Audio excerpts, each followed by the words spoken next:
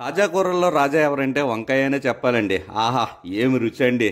తినరా మైమరిపించేనట్టు ఉంటుందండి. గుత్తి వంకాయలతో మసాలా కర్రీ చేసుకుంటే అబ్బో, మీ ఇంటిల్లు పాది గిన్నె మొత్తం ఖాళీ చేసి తింటారండి.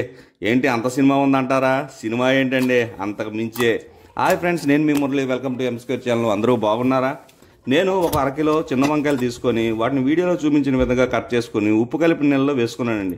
ఇప్పుడు ఒక పెద్ద సైజు ఉల్లిపాయ తీసుకొని 4 పచ్చిమిర్చి కట్ చేసుకున్నా.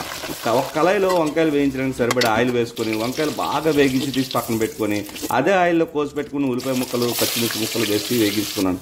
ఇప్పుడు ఒక స్పూను అల్లం వెల్లుల్లి పేస్ట్ వేసుకొని పచ్చి వాసన పోయే వరకు వేగించండి. ముందుగా వేగించి పక్క పెట్టుకున్న వంకాయలని మళ్ళీ అదే కళాయిలో వేసుకొని రుచికి సరిపడ్డ ఉప్పు, చిటికెడు పసుపు, మీరు తినగలిగినంత కారము, కాసింత ధనియాల పొడి వేసుకోండి. మొత్తం అంతా ఒకసారి బాగా కలుపుకొని మూత పెట్టి ఉప్పు, కారం, మసాలా అంతా వంకాయలు బాగా పట్టినట్టుగా 10 నిమిషాల పాటు సన్నని మంట మీద ఉంచుకోండి. ఇప్పుడు మూత తీసి చూడండి, వంకాయలు బాగా ఉప్పు కారం పట్టి ఉంటుంది.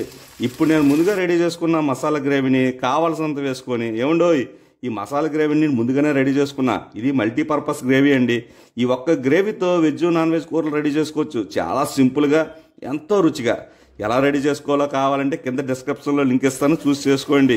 ఈ గ్రేవీ వేసిన తర్వాత ఒక చిన్న గ్లాస్తో నీళ్ళు పోసి దగ్గర అయ్యేంత వరకు, అంటే ఆయిల్ పైకి తేలే వరకు అండి. అదిగోండి ఇలాగనే. ఇప్పుడు శివరాకర్లో కొంచెం కొత్తిమీర చల్లుకొని వేడి వేడి అన్నంలో కలుపుకొని తింటే సూపర్ అనాల్సిందే. వెజ్ తినేవాళ్ళు కూడా నాన్ వెజ్లో ఫీల్ అవుతారండి. నా కంటెంట్ కానీ మీకు నచ్చితే లైక్ చేసి, షేర్ చేసి, సబ్స్క్రైబ్ చేసుకోండి. మళ్ళీ మరొక వీడియోతో కలుద్దాం.